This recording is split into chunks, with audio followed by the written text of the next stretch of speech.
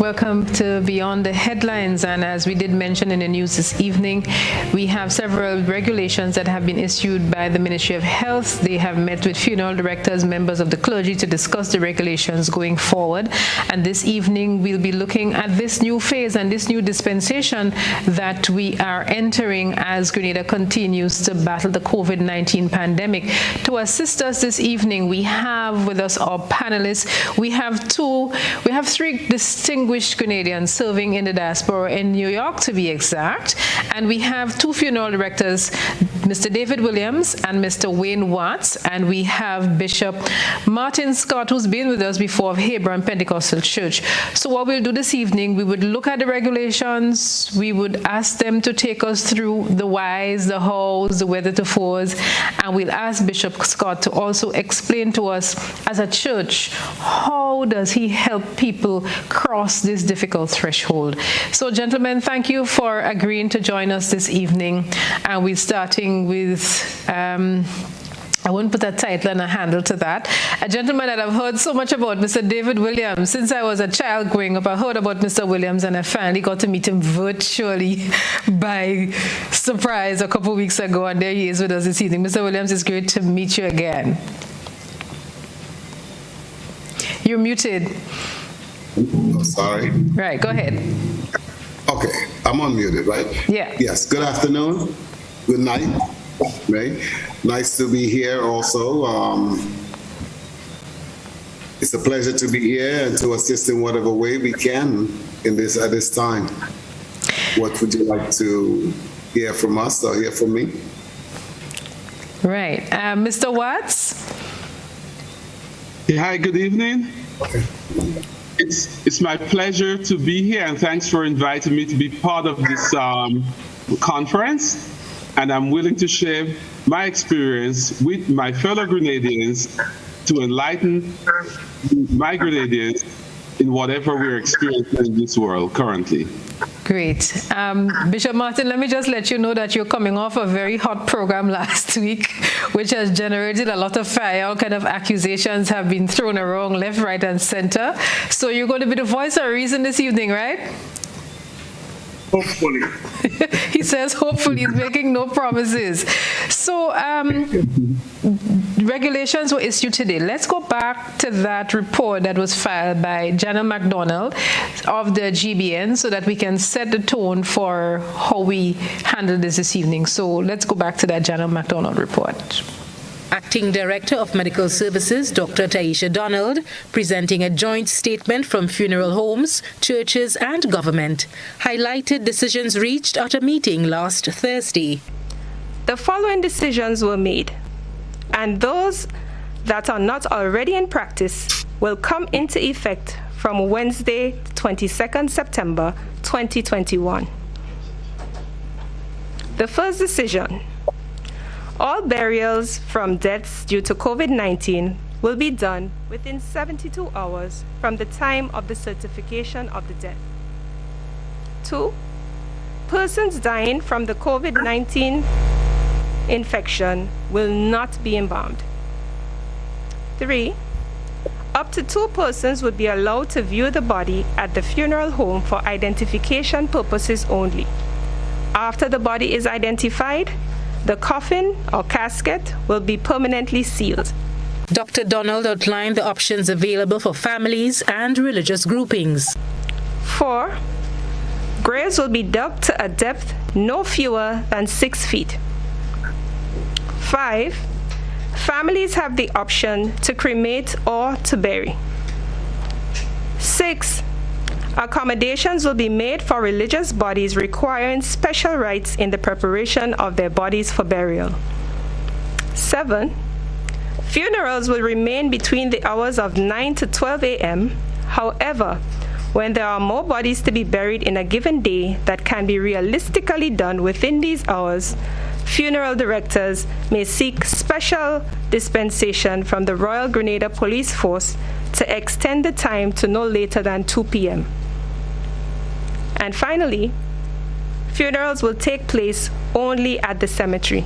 Clinton Bailey represented the funeral homes at today's briefing session. He says both Bailey's and Lacqua Funeral Homes have secured a refrigerated container just so that they are prepared for any eventualities. He stated that Wayne's Funeral Home in St. Andrew has also enhanced its capacity. Bailey told journalists that the funeral agents remain committed to ensuring that families are afforded due dignity and respect even through this very trying time. The COVID deaths at home, when one is at home fast, we would have the doctors being called, the district medical officer is being called. He is going out there, have a look, do a test to confirm COVID or non-COVID. We are called, we are all dressed in PPEs, and we are adhering to the protocols of handling this body in a dignified manner. The body is then placed brought to the funeral home and placed in the refrigerator until arrangements are made for the burial, which is now 72 hours. GBN puts this issue under the microscope on the weekly Beyond the Headlines program. As we said, we're putting it under the microscope. So let's go to our panelists, Mr. Wayne Representatives Watts, Mr. David Williams, and Bishop Scott. So let's start with Mr. Williams. Mr. Williams, one of the things that stuck out at me, was the regulation that there's no embalming. Explain to us what embalming is, and then I'm going to ask Mr. Watts to explain why no embalming in this particular instance. Okay, Embalming is preservation of the body. There are 4 types of embalming. You have arterial embalming, surface embalming, cavity embalming, and hypodermic embalming. Now, the main way that we will preserve or focus on our embalming is by raising of an artery in the body, most likely the carotid artery, and the jugular vein for the removal of the blood, in that sense, doing the same process. The process takes place depending on what we call whether it's a straight case, where there is no autopsy done, or if there is an autopsy being done, it's a longer process because we're using the circulatory system to do that embalming. Knowing that the COVID virus attacked the respiratory system, which the blood vessels are part of that system, it's also concerned. Knowing again that it enters through the airway, which the nose is also part of the respiratory, it's also of concern. So the funeral director has to be well prepared in the sense to do the embalming on that body. I don't know if you need me to expound on anything in that case here. Okay, so what I'll do, I'll go to Mr. Watts, and then we'll come back to you for that, because we need to develop on this subject slowly. Mr. Watts. Oh. Yeah, hi. I think you wanted me to explain why there should be no embalming. As Mr. Williams has explained, based on the virus, it affects the body, through the nasopharynx, which then, enlarge into our lungs.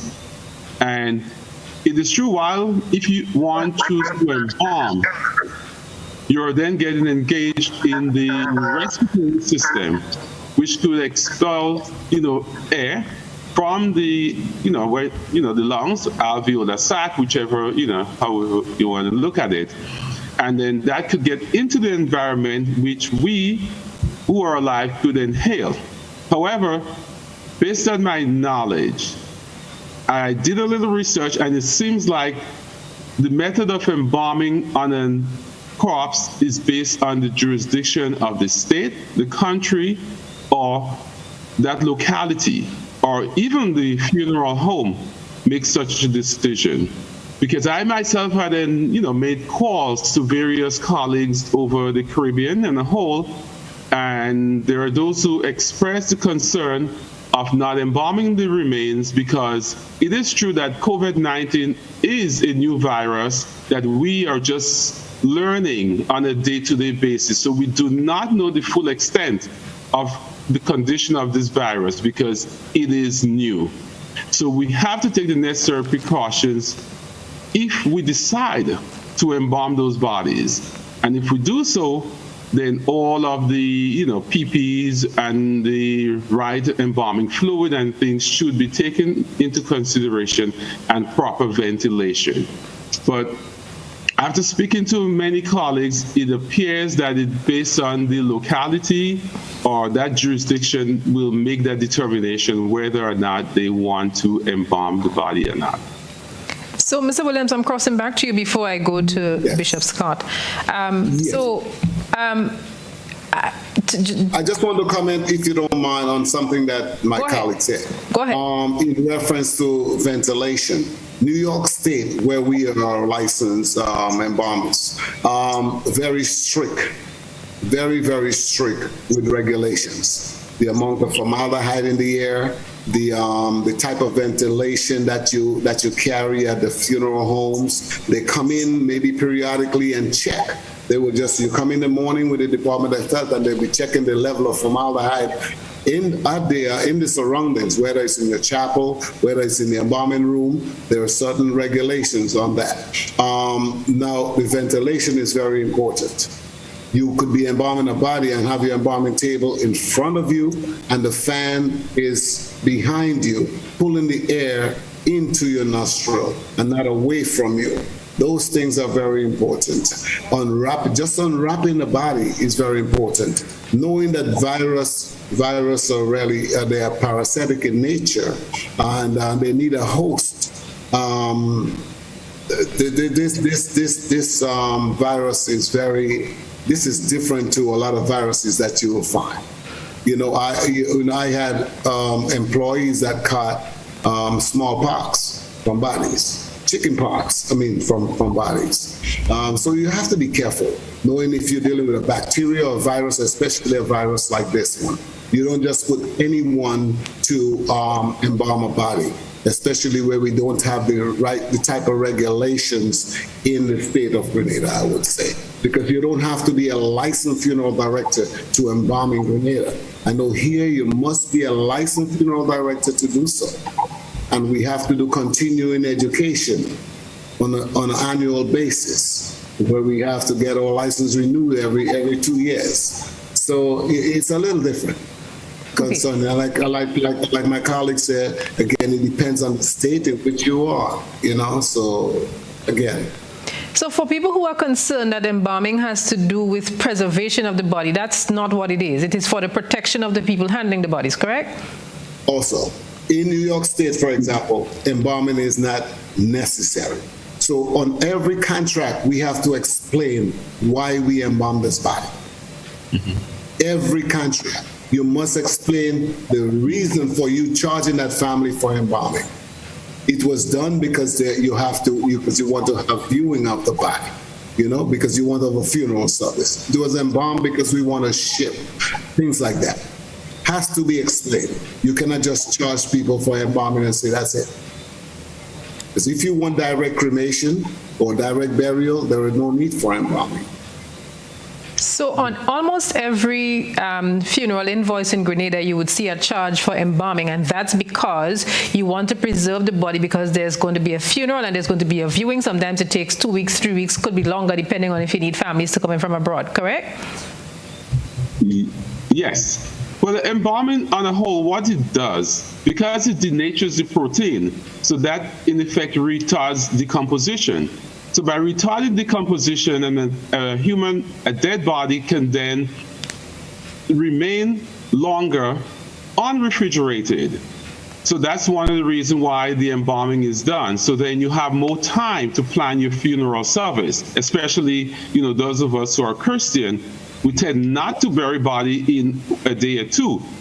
And even those of us who are Grenadian, when you look from country to country or island to island, you realize that there are certain culture that everyone practice.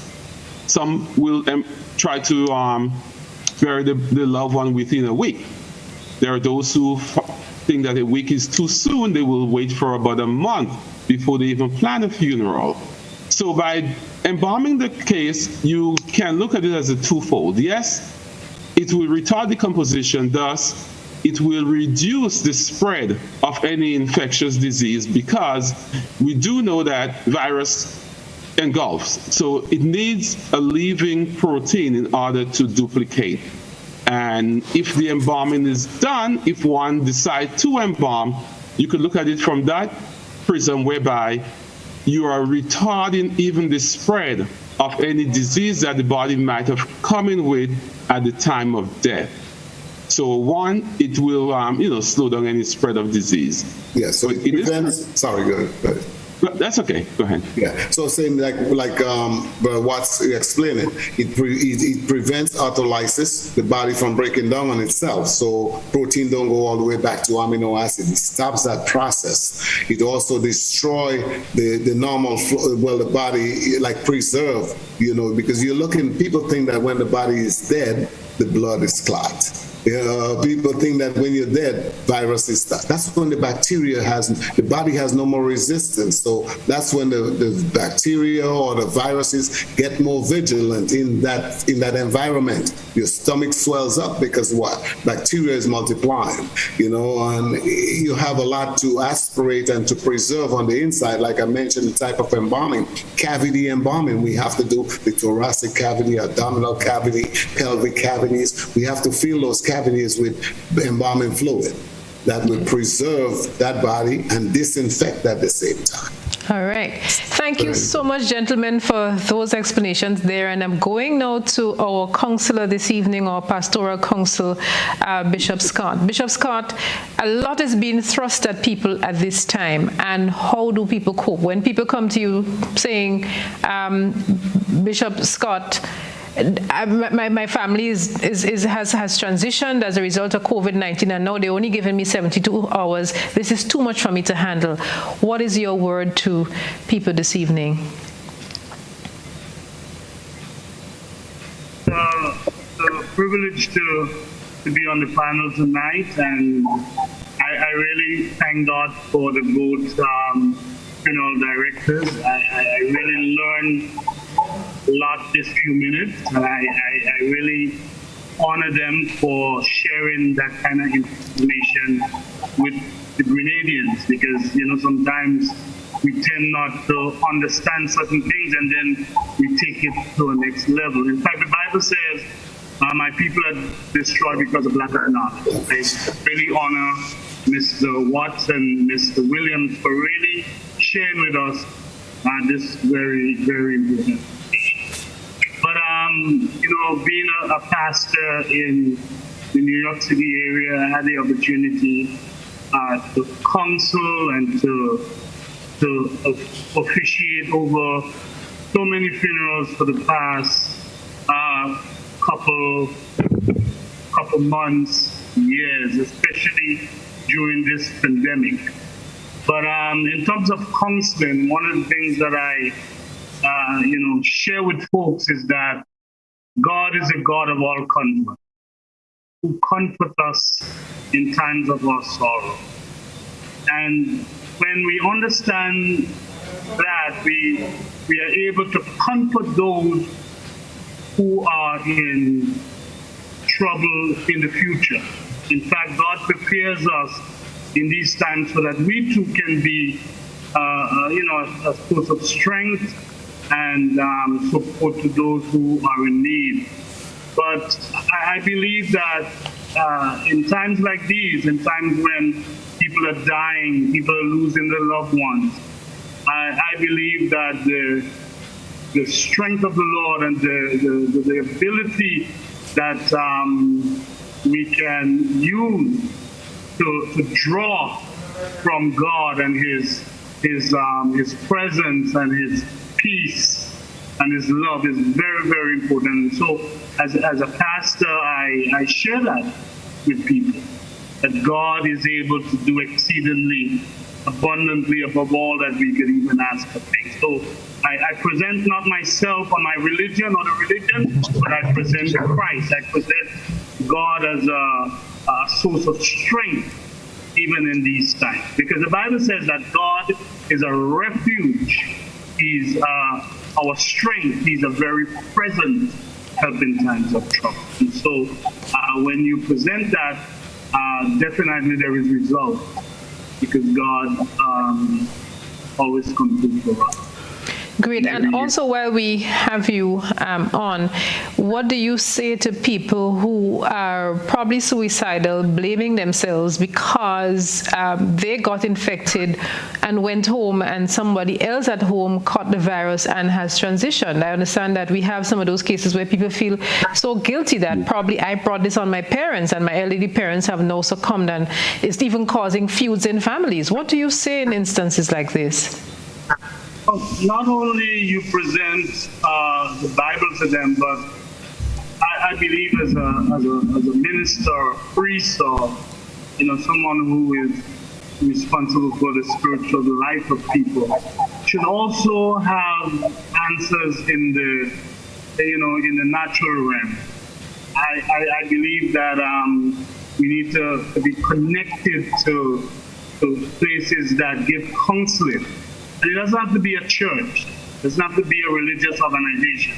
But the city and the different organizations that provide these kind of counseling and support for these people. Because really and truly, the church cannot do it all. It takes a community. It takes everybody coming together, uniting, and using whatever resources that we have to bring a change in people's lives. So yes, I pray with them. Yes, I share with them the gospel, but I go beyond that. And I deal and I share with them, some information I may have about community or a project or something that the city is giving to people like that. So you balance it, because it's a balanced way of living. Okay. Let's go back to Mr. Williams and Mr. Watts. So one of the questions people will have is, why 72 hours? I need some more time to mobilize resources. My family needs to make some decisions, and 72 hours is just too short a time. Why 72 hours? Let's start with Mr. Williams. Again, it's I was trying to get the title of the person who make the decision, so I don't want to go against any medical or any doctor or ministers who have studied. I noticed that happens, so often, that there are people who doing the research and so forth. And I cannot go against the person making those decisions, but 72 hours, for you're looking at in New York State, a death certificate is supposed to be filed within 72 hours. Now again, you did mention time in terms of the burial. It depends on the number of cases you have. You have to have the death certificate filed within that period, the 72 hours, and you have to make a purchase for your caskets and make the complete arrangement and come up financially with what's necessary for that burial. Thank God in Grenada, you don't pay much as we pay here for a cemetery. We can't find anything around for less than $6,000 in terms of cemeteries. So again, that is something that we really most people don't prepare for. But I always tell people, we are doing it in a way that we don't understand. A lot of people are in Bailey Society, Lacwa Society, or Wynn Society, and don't realize they're preparing for that. I know what funds they may receive after death. Again, we need to encourage the ministers need to do, encouraging the churches that, people must prepare for these times. Like it's a short period of time, but when you have an unembalmed body and we do not know what will happen in the next 24 hours, we must be prepared. If you're not embalming these bodies, you're stocking bodies. I've contacted the funeral homes in Grenada on a daily basis, up to today. Speaking to them, what is your needs? Because I know what our needs were. I know how everything just poured down on us. We don't know how much badness you have out, how many coming in. So 72 hours, again, it is a short time. I don't know how to expound on that time frame, but again, if that's a decision of the state, I cannot say anything against it. I have to back off. Mr. Watts, you're a funeral director, but also you're human. Can you help families come to terms with 72 hours? As Mr. Williams is saying, do not want to step on the feet of my fellow Grenadians. However, I just want to be humane.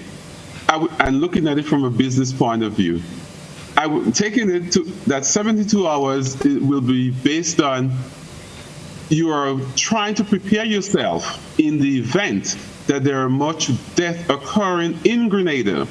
The funeral home would not be inundated with too many cases that they cannot then provide service to the family on a timely basis. So if death is occurring in proportion, therefore, if you are burying within 72 hours, you're now allotting space or you're allotting more time to serve the family that you need to serve in the future. But again, based on culture, it might be very hard for Grenadians because, as I said before, Grenadians, what I've seen, they love more than 1 week before they do burial. They push it up to a month, but the body's unembalmed, so the funeral home need, to have sufficient space so they could accommodate every family at that very time of need. But I'm pretty sure that there will be family who can speak to the funeral director, because we are only human, and let them know what their concern or their needs are, and they themselves can adjust accordingly based on a case-by-case basis. Well said, and I'm certain somebody's going to listen to your voice of reason, and if needs be, any amendments have to be made. I'm certain that will be given consideration based on the fact that we Grenadian people are very wonderful people. All right, so what we'll do at this time, we will take a commercial break and we'll be right back. When we come back, I'm going to go to Bishop Scott for him to talk us through a couple of the issues, even looking at the whole 72 hours and the grieving process. We'll be right back. This is Beyond the Headlines.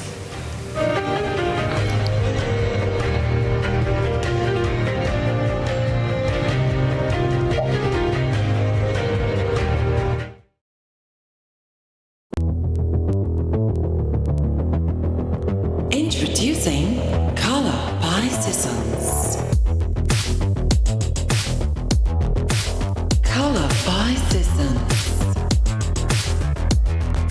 Color by Sissons.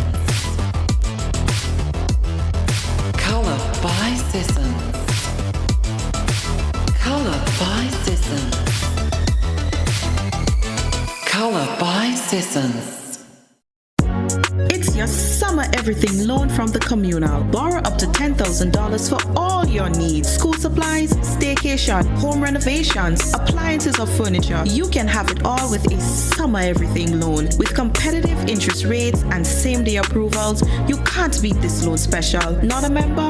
Join today to get onto this exciting offer. It's your summer everything loan from the Communal. Apply today and take advantage of this exciting offer. Visit the nearest Communal branch or call us at 440-1755 for more information. Lending terms and conditions apply. Are you looking for quality herbs and herbal supplements, or are you thinking about having a complete body cleanse to jumpstart your health? Then no need to look further. Visit Nirvana Natural Health Clinic, Detox Center, and Natural Health Store. We carry a wide range of herbal products for kidney and gallstone cleansing, male sexual enhancement formulas, asthma and sinusitis, gas and bloating, acid reflux, constipation, arthritis, imbalanced hormones, female health issues, issues, liver cleansing, weight loss, and so much more. Also available, colonic irrigation, holistic health consultations, essential oils, and diffusers. Look out for our online natural health store coming soon. Call 231-6642 418-7115 or 449-7753 to find out about our delivery options or to book an appointment. Visit us at Belmont St. George's, close to the Fallage, Monday to Saturday, 9 a.m. to 6 p.m. Nirvana Natural Health Clinic. Detox your way to health. Dear customer, please help us limit the potential impact of COVID-19. If you have cold, flu, or COVID-19 symptoms, please postpone your visit to Grenlec. We recommend using online banking to make payments, available through Co-op Bank, Republic Bank, and FCIB. You can also use check drop boxes at each of our locations. For bill balances and other information, call 237. For additional support, email customersupport@grenlec.com. A message by the Grenada Distillers Limited. You want a hand sanitizer to do 3 things: kill germs, be gentle, and to go where you go. You can get all of that in our hand sanitizer. Hard on germs, gentle on hands, affordable. Remember, hand sanitizers contain alcohol. Keep away from heat and flames and avoid contact with eyes. Available at retailers island-wide. A message by the Grenada Distillers Limited.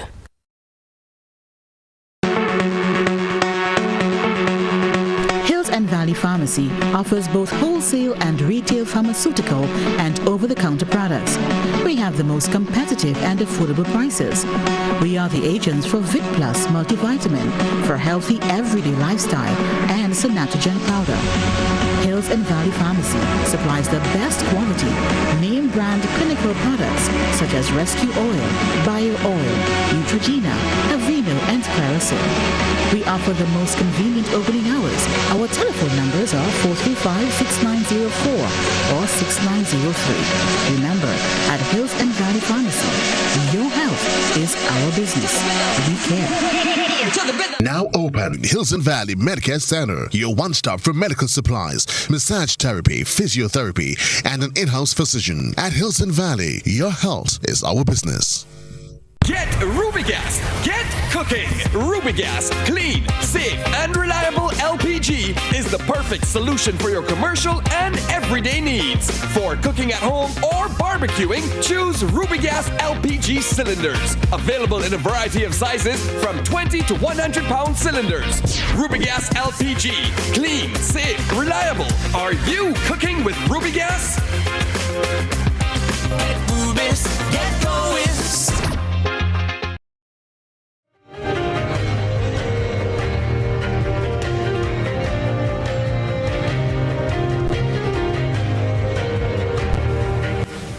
And welcome back to Beyond the Headlines. This evening we are looking at COVID death regulations. These were announced by the Ministry of Health in a joint press conference with members of the clergy and funeral directors this afternoon.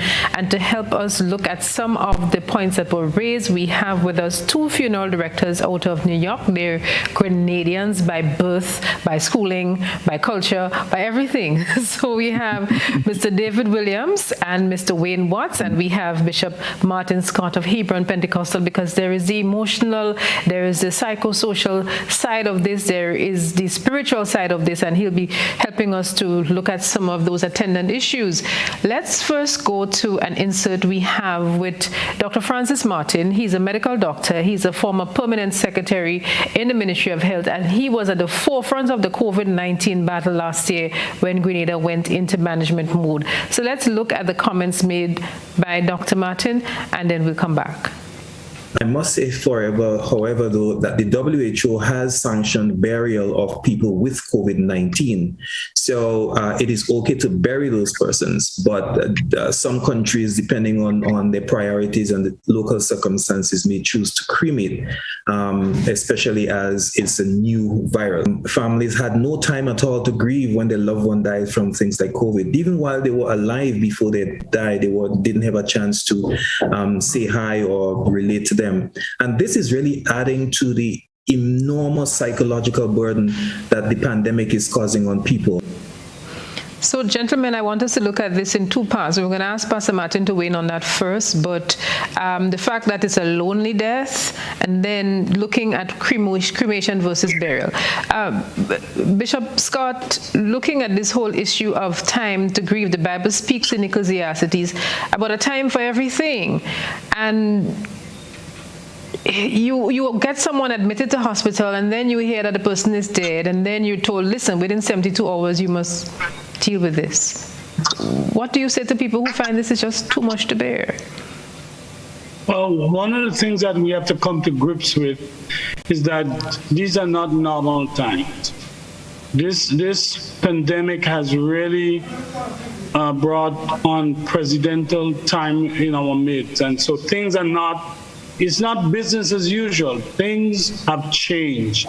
This pandemic has changed every area of our lives. And again, as a minister, I have to really introduce strength and grace and patience and let them know that, hey, we are living in the last days. And in fact, the Bible says that in the last days, these times is going to come. And so we have to prepare ourselves. And I believe that this pandemic is just a tip in the bucket. We're gonna be facing with more severe disease and destruction as we get into the next centuries or the next century or even time to come, because I don't believe that things are getting better. I think things are getting worse. But in the midst of that, you gotta share hope and let people know that in the midst of death there is life after, and there's hope. Share the love of Christ, because as a human being, in fact, we are not just physical, we are body, soul, and spirit. And sometimes we just deal with the physical part or the body part, but there is a spiritual part of us that connects to God. And so we have to bring that to the attention of people to let them know that, in the midst of what you're going through, there is hope. There's a God that cares. There's a God that could bring peace that passeth all human understanding. Pastor Scott, have you had any relative or a member of your church who died as a result of complications related to COVID-19? Not at my church, but I had some very close friends. In fact, one of my adopted mother, she died of COVID, and there was a lot of pastors, friends of mine. It's amazing. There were bishop friends of mine and apostles, and these high folks in the gospel who died because of COVID. And there were many funerals that I officiate over, and it was only myself and about 2 people, and it was sad, it was lonely, but we had to do what we had to do and to console the family and so on. But thank God we didn't have anybody at Hebron Evangelical Church who died of COVID, because very early I told them, I said, you guys get the vaccine, because I'm a very high believer in this vaccine. So I said to them on the pulpit, get the vaccine, and that helped. It helped in a tremendous way. And some people may tell you that there's separation of church and state, and as such, you should not be using the pulpit for that. What is your response to that? Well, again, we are not just spirit, we are body, soul, and spirit. And so we have to cater for the whole man. We have to cater for people's needs. Just one note here. I've been a pastor for over 11 years here in the New York City area, and I've buried people, because there were many times when family came to me listen, my father died, my brother died, there was no money. And guess what? Pastor Scott had to dip his hand in his pocket and go to the funeral home and responsible for the death and for the burial. You know what I'm saying? And so it's a lot to chew. It's a lot to put together. But again, I want to encourage those of you who are listening to us is that you got to prepare for death. You got to put a little money aside or get a life insurance, because the insurance is there to cover loss. Get an insurance, put some money aside so that your family, when you pass, your family will be able to give you a good burial. It's a shame, especially as West Indians. Sometimes we don't think about that. We shop in Macy's and we buy all the nice clothes, and we forget that when you die, you got to bury. You got to bury, and it costs. So please put aside, join the Lockwood Society Foundation and all the other places that offer that services, so that when you pass, we can give you a good send-off. Thank you so much for that. I want to come back to you on your stance on vaccination, because that is proving to be a thorny issue. And I want you to do some homework and think. Last week we had a minister on here from New York. He said he believed that if Jesus was a human being, he would take the vaccine. I want to put a question to you, Bishop Scott, but we'll come back to you. I'm going to Mr. Watts and Mr. Williams. So there is an issue earlier. There was discussion, that's last year, about cremation versus burial. And I think there was somewhere in the regulations where it was said that once it was one of those infectious diseases such as COVID, that there should be cremation and no burial. Take us through cremation versus burial. And Wayne, we started with you this time. Okay. Cremation is really, that's the process whereby the body is being disintegrated by fire. And here in New York, once the family chooses cremation, there was once a time when we were of the belief that people who did cremation were those who could not afford a proper funeral. But as we see there's a generational shift, it seems likely that the current generation are more up to cremating the family. So it's no longer a cost, basis whereby they cannot afford funeral. It is something that is commonly done lately. So cremation, however, on a whole, is more cost effective on the mode of disposition. You can still have the funeral in the same manner, but when it comes to that mode of disposition, cremation compared to burial is less expensive. Burial, that's whereby, the body is placed into the ground, or you could have entombment, where the one is placed into a crypt, and that could be in ground or above ground. So I just want to speak of the burial of COVID cases within the 72 hours.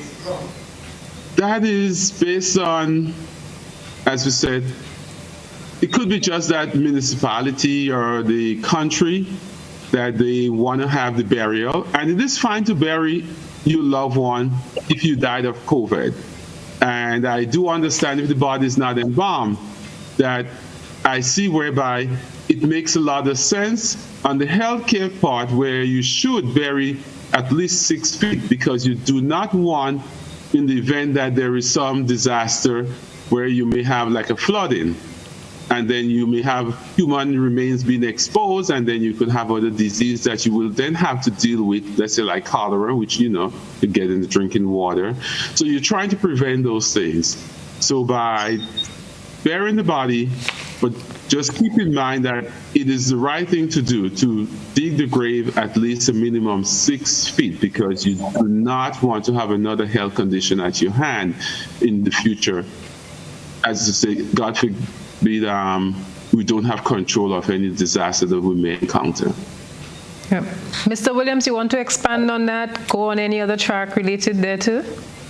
Well, not really, because I think Watts did a wonderful job on that, because cremation is just a choice, a method of disposition. People think it should be cheaper. In New York State, we are allowed to rent a casket. We're in a case where we're going to rent a casket before the cremation process. We will more or less line the casket with a body bag or pouch, if you may, and replace the body there, protect the casket as best as possible, whether it's a metal or wood casket, whatever you choose to use for your rental. You will have a small charge for that. The difference, like I mentioned before, a cemetery can cost you as much as $6,000 to $9,000, and the difference here, the cremation in New York, maybe it depends on which crematory you choose. Whether it's $200 crematory or $300 or $400, $500 crematory within the area. We have many of them here. The only thing is that during our time when we were flooded with bodies, we had no way to cremate our bodies. We were going 4 hours or 2 hours away from Canada to find a crematory. But why was that? You didn't have enough facilities in New York?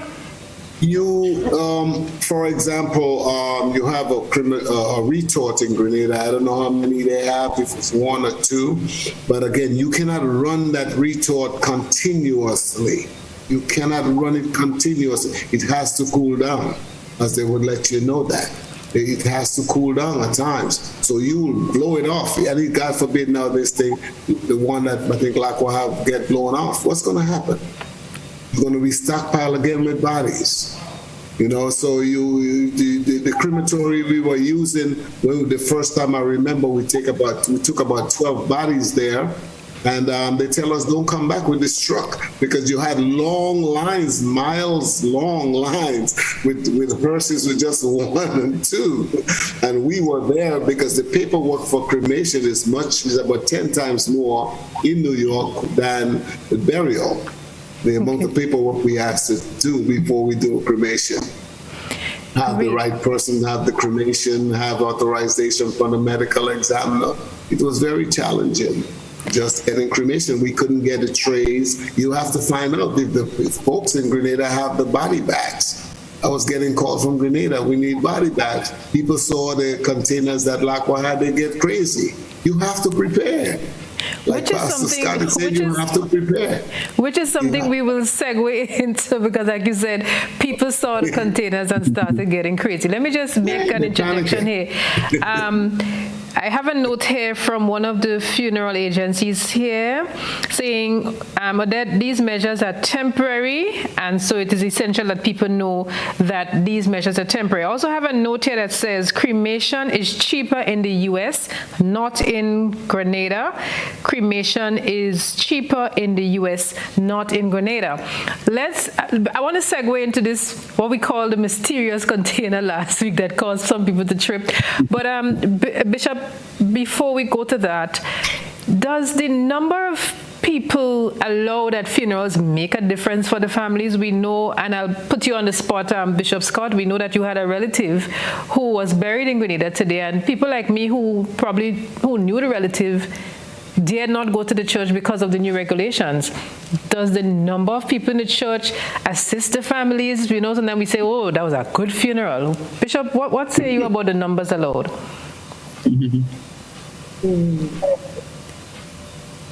So, Bishop, unmute your mic.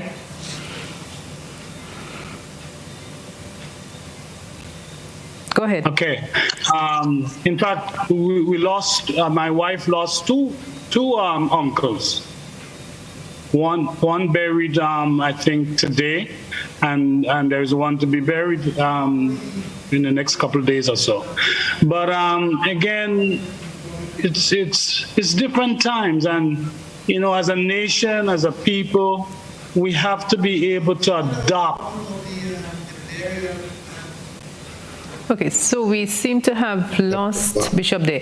But there's a question for Mr. Watts and Mr. Williams. The number of people who are allowed to be present as far as burial or cremation. For the cremation, how many people are allowed to witness as compared to if you're doing a funeral? We know we have limited numbers now. Mr. Williams, is starting with you? Okay. Well, during the time, I know there were cemeteries and that Mr. Watts could attest to also, that was allowing one individual.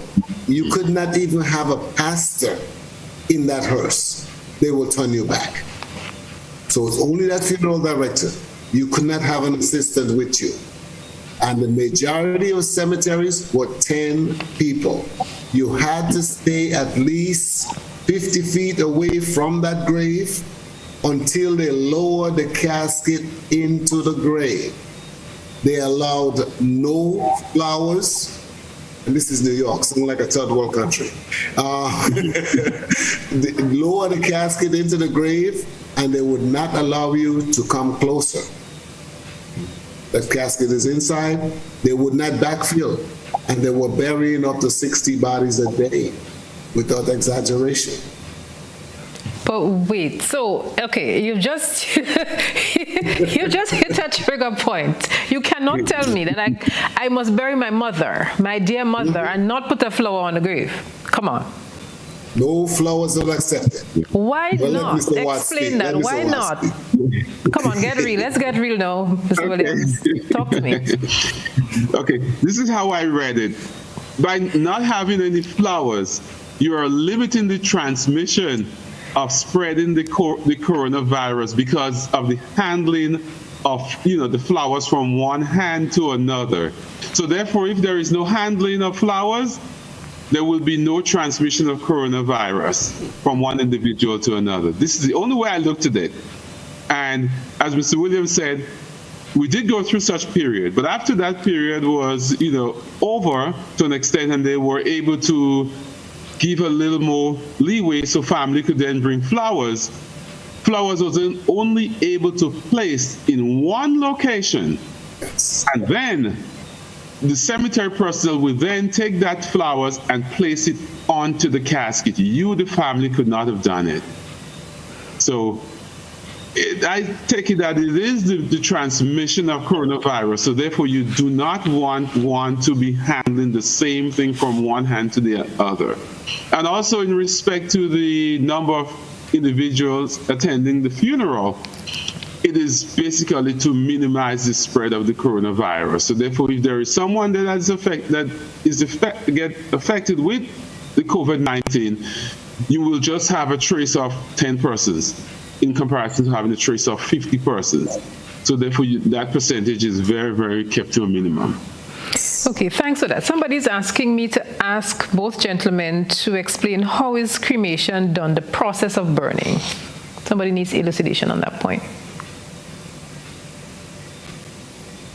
Mr. What? You want to go, Mr. Williams? Okay. Well, cremation, I will explain cremation, seeing that we are speaking to most of the audience in Grenada. In a layman terms, I try to tell Grenadians a whole. I said, think about back then when we had an outside oven.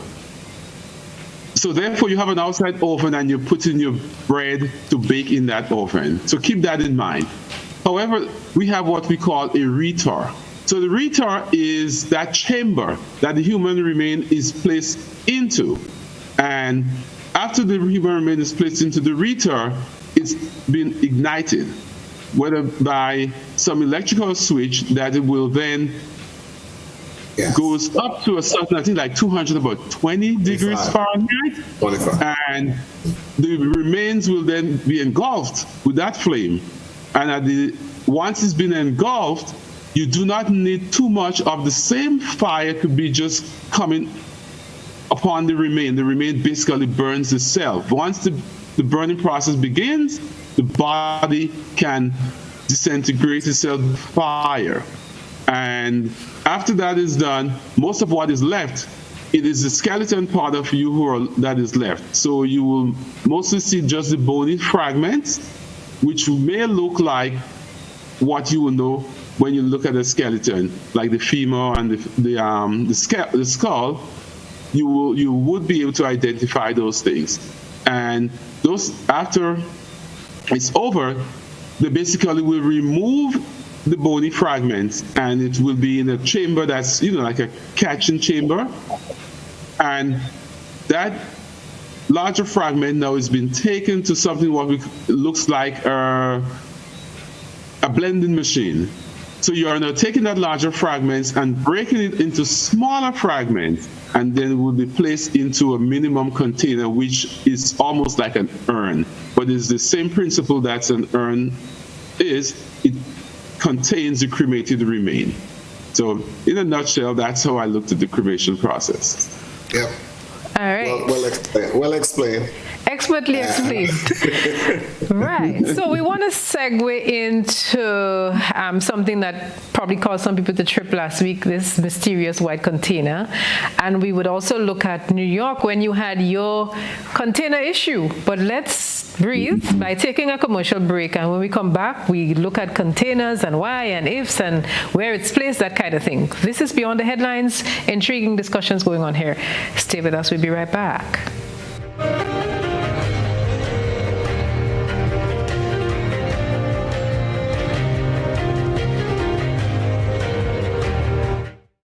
When a loved one passes on, we all need the comfort, support, and guidance of a trusted friend. You can rely on LaCour Brothers Funeral Home. We provide a personalized professional service that exceeds all expectations. Our dedicated staff responds to your every need with the greatest detail, ensuring affordability with a variety of options. Our upgraded state-of-the-art facilities, spacious air-conditioned chapel with live internet streaming, a modern, environmentally safe crematorium, the only of its kind on island, private viewing spaces, large on-site repast center, a modern transportation fleet.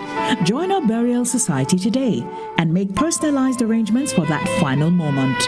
As you prepare to enter your loved one into eternal rest, visit or call LaCour Brothers Funeral Home and select a package that brings added comfort to the entire family. LaCour Brothers Funeral Home and Burial Society, continuing a tradition of excellence.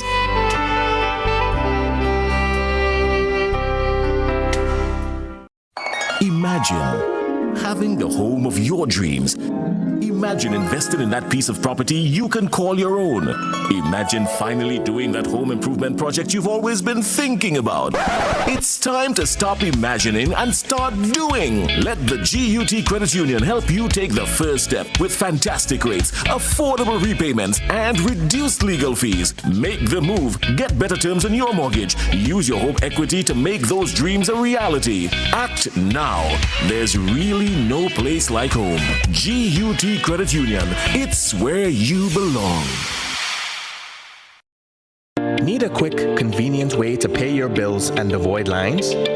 Use the online banking feature from Republic Bank, First Caribbean, or Co-op Bank.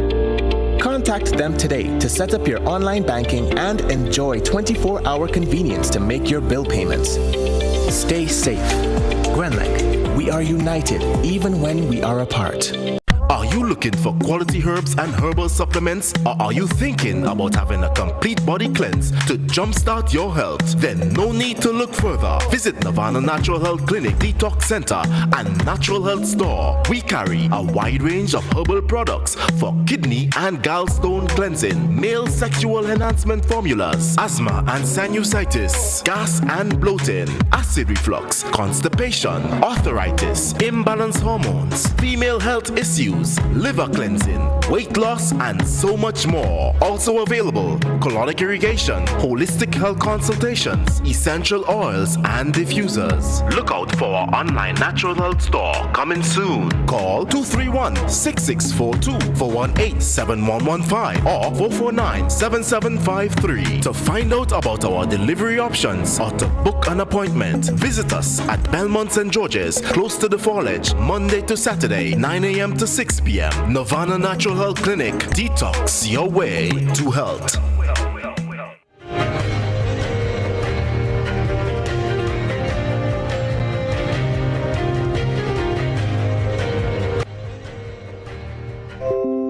Welcome back to Beyond the Headlines. This evening we're looking at newly announced COVID death regulations. These were announced this afternoon via press conference at 4 by the Ministry of Health jointly with funeral directors and members of the clergy. And this evening we have a member of the clergy with us. We have Bishop Martin Scott. He is based in New York. He's Grenadian, and we have two Grenadian funeral directors, albeit they're based in New York. We have Mr. David Williams and Mr. Wayne Watts. So, gentlemen, before we went to break, we said we wanted to segue into another issue, that of storage and facilitating the whole process. And last week we had this development that caused some people to go into panic mode. And let's look at what Christelina John labeled the mysterious container. Families are losing their loved ones daily to COVID-19. The death toll has climbed 35, with people already grieving. Others are now plunged into panic mode at the sight of what will be a storage bank for COVID deaths. Speculations are rife that a 40-foot container sitting right at the back of the Mungay Mental Hospital was placed there for people who die from COVID-19. It may be considered mysterious as no one is sure of its purpose. GBN was told that the container arrived there during the course of the day Tuesday. GBN contacted the Minister for Health, Nicholas Steele, for answers. There's a place there. What is it? Do you ask me a specific question? I'll give you a specific answer. Okay, I'm asking about a 40-foot white container that appears to be a refrigerated container sitting at the back of the Mungay Hospital. Have you any knowledge of that container going there today? And what is the purpose of that container, sir? What is the purpose of that container? Yeah, what would it be used for? Christelina, I want you to be direct with me. I am aware of a container today because I've received the same reports, questions, concerns, etc. That is a strong possibility. If you do the maths and you see how many persons have died outside of the normal deaths, that is a strong possibility. It was placed there by one of the funeral homes. They asked if they could put it on Ministry of Health property. And that was the location that was chosen? Yes. The ones that, so they would have to, they are inundated and are planning and expecting. So I hope we don't have to use it, but we do have to plan for these things, and it is at their request, not ours, their request. It is even more disturbing as people have reflected on the situation in the U.S. and other parts of the world that have been hard hit by the virus. Containers upon containers of dead bodies had to be refrigerated as the morgues were overwhelmed. Christelina John, GBN News. Let me just segue to a question the viewer asked, and I'm getting an answer while we do the program. The person is asking approximately what is the cost for cremation in Grenada. I'm being told by someone not associated with the funeral home who said that they had that kind of issue to deal with in terms of choosing cremation over burial, and they were told that it was over $4,000, and plus you have to add the funeral home expenses. So Mr. Watts and Mr. Williams, the person a family member who had to deal with this recently is saying here that it's over $4,000 and you have to add the funeral home expenses. So whereas it might be cheaper in New York, a different situation applies here. We know that Bishop Scott has had some connectivity issues, so we noticed that he has moved to another location, and we will get to him. We looked at that mysterious container, and even before we start the deliberations, let's set the tone by going to a report that came out of New York when New York was at its peak last year. So let's take that report from CAN, and then we'll come back. The mourning of a lost relative has become an all too familiar sight in New York, and the city struggling to cope with the sheer volume of fatalities. We're doing 4, 5, 6 funerals are coming in per day. It's madness, and it's all over. Some funeral homes aren't even answering their phones. The casket companies are putting it to their answering services. The churches are closed, and we can't even get a priest to a cemetery. Temporary morgues have been set up in the city to help boost capacity. Families have 2 weeks to claim a deceased relative and work with a funeral director to transfer the body. Failing that, the deceased will be temporarily buried at City Cemetery on Hart Island. Located off the coast of New York's Bronx Borough, Hart Island has served as a mass graveyard for over 150 years. More than 1 million bodies are believed to be buried here. There have been prior epidemics, tuberculosis, the 1918 flu epidemic. Hart Island had enough space. It's a very efficient system of burials, had enough space through all those epidemics, and it continues to have enough space today. But efforts are underway to reduce the need for such measures. New York has relaxed regulations that allows crematoriums like the one at this cemetery to burn for longer hours. The president of Greenwood Cemetery is asking families to choose alternatives to wooden caskets that burn quicker to help them process bodies faster. New York is now calling for reinforcements to ease the workload. We have volunteers licensed in other states who, while there is reciprocity, it's a process you have to go through, and we're trying to streamline the process or temporarily put a hold on that so that we can let those individuals come in and volunteer, especially in the hardest hit areas, as quickly as possible. As the death toll from COVID-19 continues to rise, the city hopes such measures will allow for the deceased to be treated with the dignity and respect they deserve. William Denslow, CNA, New York. Treated with dignity and respect. Those are key words. And let me just say to our funeral directors and to Bishop Scott, we have some people online thanking you for the information, appreciating you sharing this. This is very valuable info. I have one person in particular asking me to big up Mr. Williams and Mr. Watts, Williams and Watts, the two W's. So gentlemen, the information you're sharing is proving to be very valuable indeed. So take us through the mysterious container in Grenada, the panic it caused, and the reality of what was happening in New York based on that report that we just had. Let's start with Mr. Williams this time. Okay, you have two realities. You have the containers and you have the 72 hours. Which one you're going to choose? So the container is a form of preparation. When we were flooded with bodies last year, when you go from 5 folders weekly to 55 in a week, it's management. Your management mode has to kick in. You have to start managing in New York. You must be a licensed person, a licensed funeral director to remove a body from a home, a hospital, place of death. You must be a licensed person to make an arrangement with someone. You must be a licensed person to go to the cemetery. Okay? All these things had to kick in immediately. We had to stop for a while to figure what you should do. Most funeral homes, I've been in business for 30 years this year, do not have a refrigeration, do not have a refrigerator. So I'm telling you, maybe the same with Brother Watts here. I don't think he has a refrigeration. If you go to a local hospital, they may have a facility that holds about 15 bodies, 20 bodies. When we were going during this period, you go for a body, you may have gunnies, most of you may not have drawers to place the bodies. So you stack 1, 2, 3, then you realize the people are just dying. You have to stack, you go to pick up a body in a suit, like I'm dressed in. This was really not the way we should be going when we were going that way. We quickly realized that there were 15 bodies on the floor, and that because you're trying to get one body on a gurney and everything tumble on the floor with blood and you're stepping in there with your suit, we quickly realized we were calling the medical examiner, no information. The Department of Health, no information.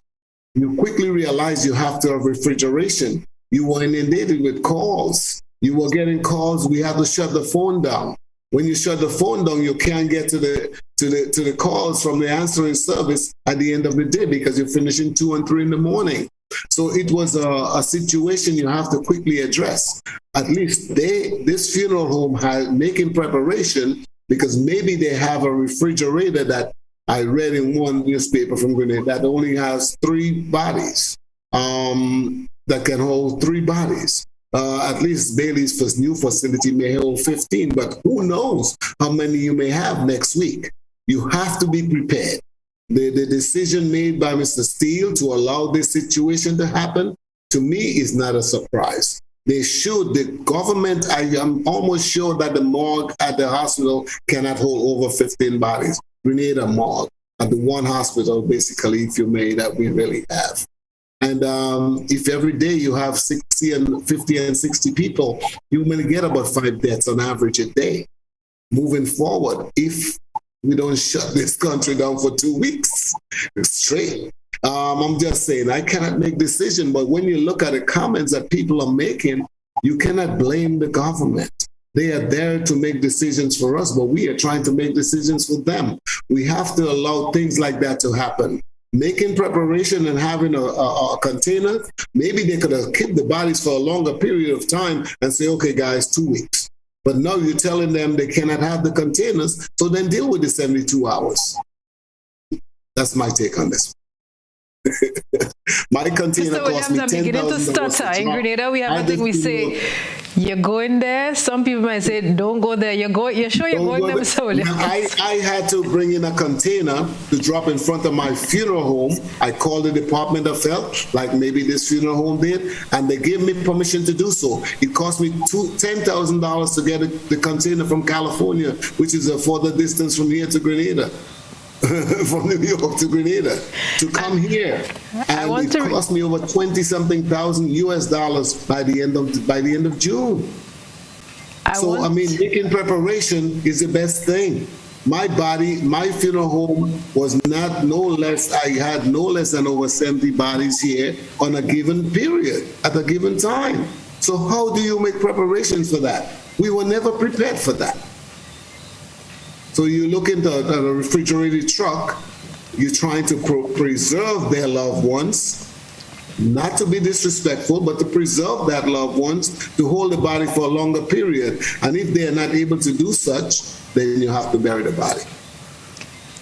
Thanks for the explanation. Mr. Williams, your take on looking back at your experience in New York, looking at containers and people going off the handle because of the sight of a container. I think you were speaking to me? Mr. Watts, I'm sorry, the two W's. Yeah, Watts. Sorry. Okay, that's what the W's. Look at, as the Grenadians are saying, that mysterious container that arrived, I look at it as being proactive. You have to be very realistic. By that funeral home or the funeral homes that has that refrigerated container, by them being proactive, they are now taking over the stress that the healthcare may encounter. Because in the event that we are experiencing many deaths, then there may not be enough space in the morgue at the hospital to maintain the body for the period of time that is necessary. So by having the container, you're now allotting more space to house your loved one. And it is true, the size of the container is telling us that death is coming, or there'll be a lot of number of death coming. But we are in a pandemic, so the possibility does exist. When we faced with the pandemic here in New York City, no one were prepared. The hospital was not prepared.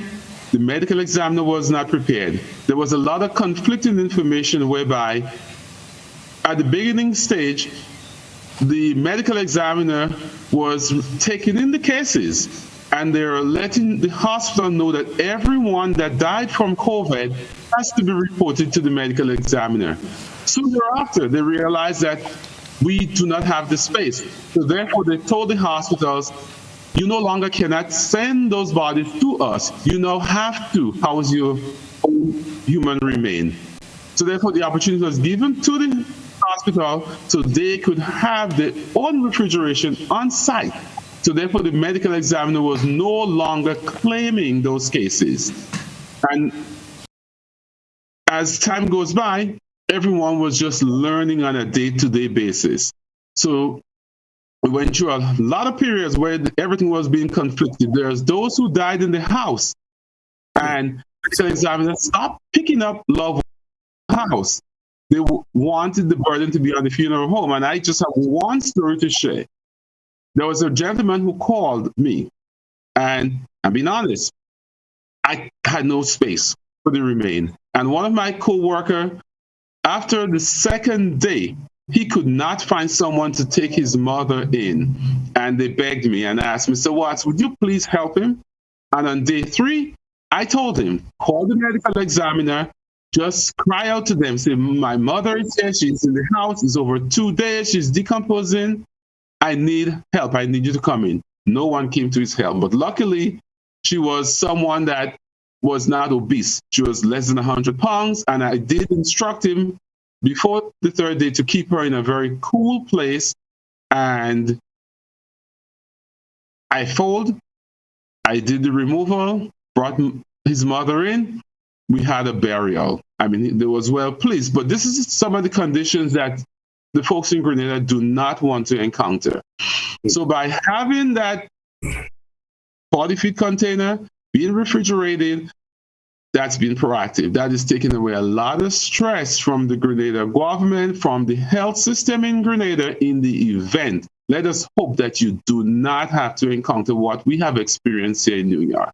And one thing I want to add to that, if it was not for the military that came in with over 100 refrigerated trucks and placed them on one of the bases in Brooklyn, where someone died in the hospital, before we go on the computer, because we computerized, we'll find where you are. Once you give us the last name and the date of death, we'll find. We were able to find this body in truck number 84, truck number 95, truck number 3. And that's the way it was going. Thank God for the military that came in and saved that situation, that we were able to remove all the containers from around the hospitals where people were freaking out. Likewise in New York. So it is necessary that we take necessary steps. Whether the containers that people carrying stuff down there, if we could refrigerate them to store your loved one, is for your benefit. It may not be placed in a place that you're satisfied with because it's close to a hospital, but again, what a better place to put it. I think it should be placed around a hospital area or on government property. Mine was placed in the street. I had no choice. And almost every funeral home had to get some form of, we have to be concerned now if they see a boatload of caskets coming. Do the funeral home have enough caskets? Those are the things we have to worry about. Do they have enough caskets? If they see a boatload of casket comes, they will freak out likewise. This is how our people react. We have to be proactive. They need containers with caskets coming in. We don't know. We have to be prepared. This pandemic is not a Grenada thing. It's pandemic, mean worldwide. So, we have to look at the situation. This should have been done not now, but before. Gentlemen, I think Grenada is forever indebted to you, because that is the kind of thing the public has been looking for, information, so that they can manage the emotions, because already this is frightening for a lot of us. And so when you have these things and then you try to get an answer and then you're rebuffed, and then people accuse the press of not doing their work and not doing investigative journalism. But we say thank you for breaking down those issues tonight, and we're glad that we have Bishop Scott here with us, who is also helping to deal with some of these issues. The producer is indicating that we can open the phone lines at this time to entertain calls. 440-1252, 440-1252. Bishop Scott, I want to come to you to look at this whole issue a little more in depth, the management of information for people based on what you see happening in New York. But also, I think, to the two directors, we had some footage where I believe there were some mass graves. Let's just revisit that a little and then I'll go to Bishop Scott. Mr. Watts, there was some kind of mass grave and burial and people not sure where their loved ones were taken. What happened there? That was basically misinformation.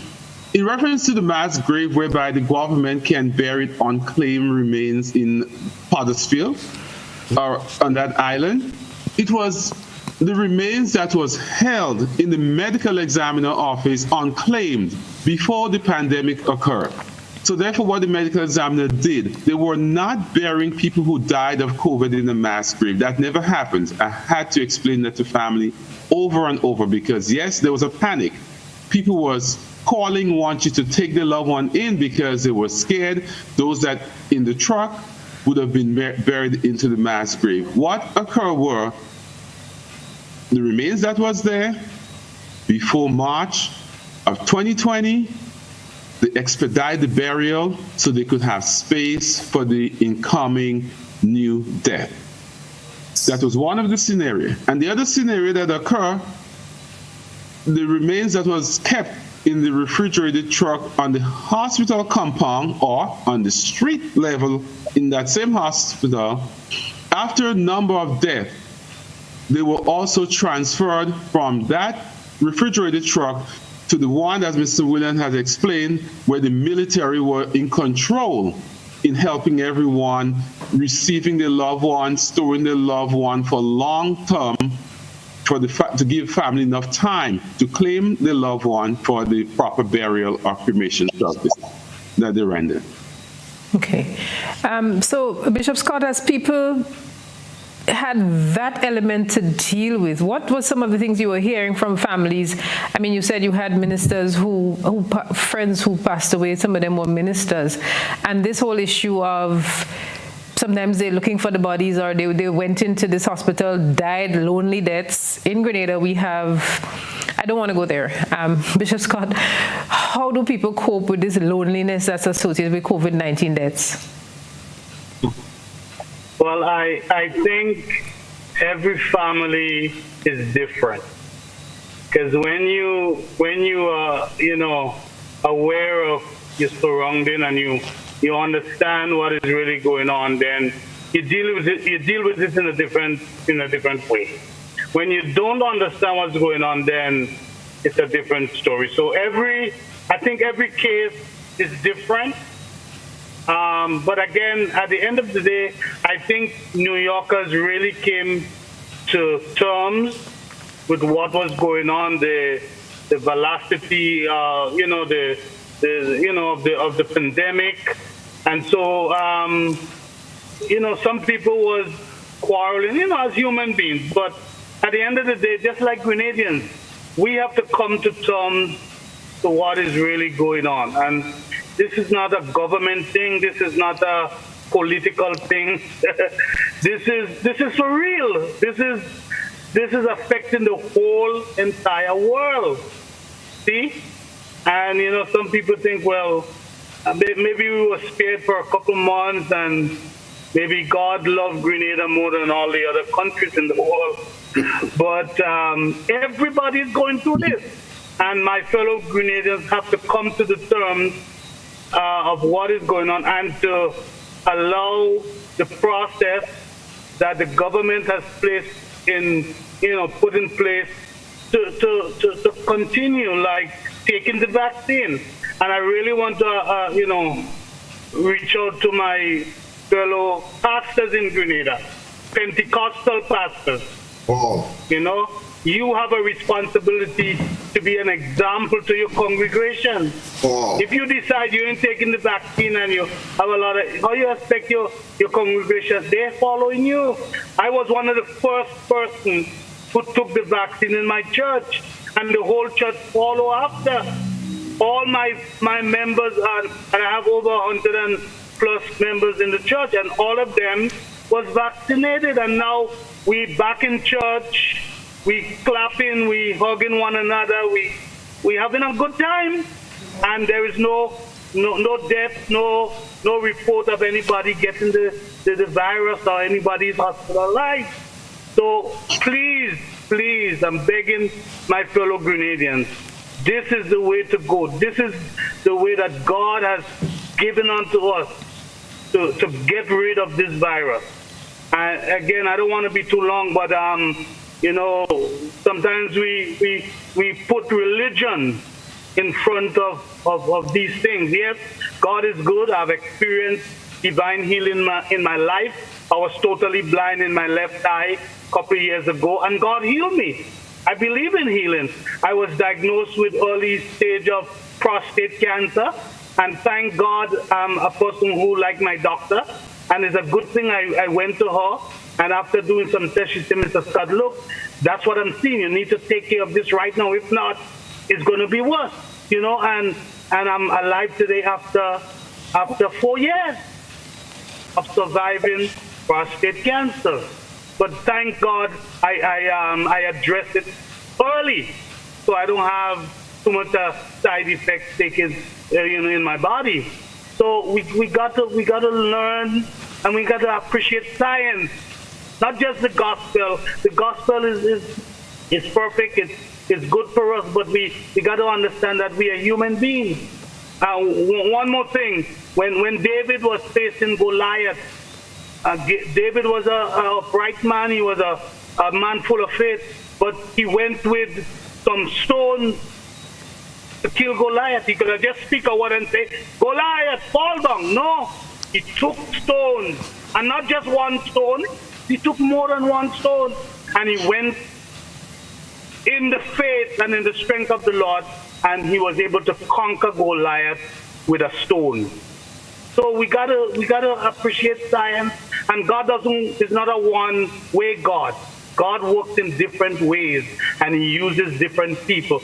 Look, I'm a pastor, but the two other panelists, they are funeral directors. They're Christians, but they are funeral directors. They deal with the people who have passed on.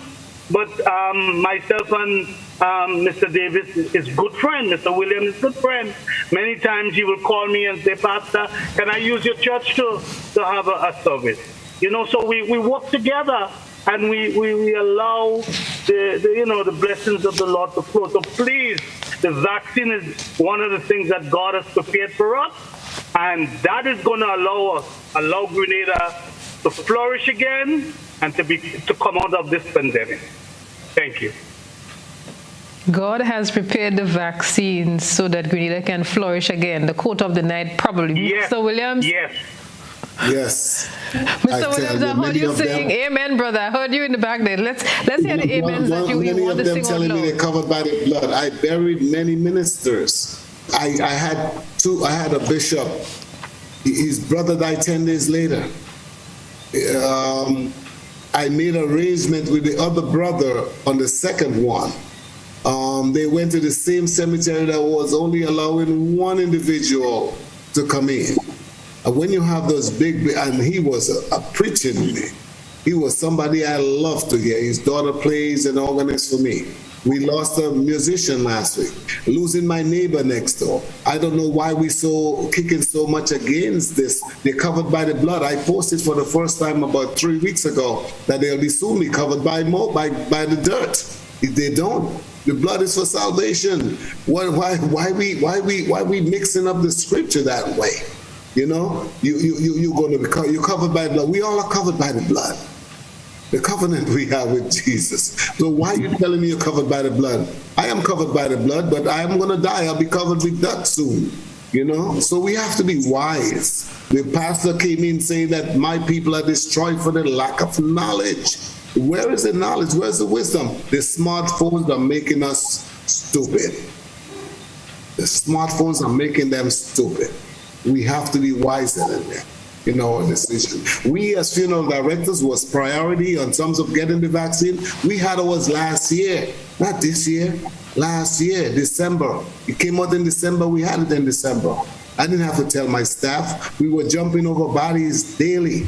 50, when you go home, you're shaking over. You don't know what to do when you get home 2 and 3 in the morning. You're spraying with Lysol, you're going down to the furnace with your clothes, you're changing in front of the door, you're coming back, you're jumping in the shower, you're going, you're going to do your steam, you're going to boil whatever bush. Yes, boil the spice, boil the ginger, boil the garlic, use all those things, but be wise. You know, and then we go eat some food and come back in the morning. We had to deal with it every day. When you go into those trucks and pull out 5-6 bodies, you come out, you don't know what you don't have. Grenada don't have the PPEs like we have. And we were having problem when the mayor's office calling us, what do you need? You can't get that in Grenada. And that was late. On 3 months, I did over 200 cases. 3 months. That's what you do in a year. And 3 just months. as you said, as you mentioned, I want to come to Mr. Williams. Somebody has a question here, but as you mentioned numbers, I have one person saying, yes, I think it's the capacity for accommodating the bodies. They were dealing with the containers or the lack thereof. They said the numbers posted are not real.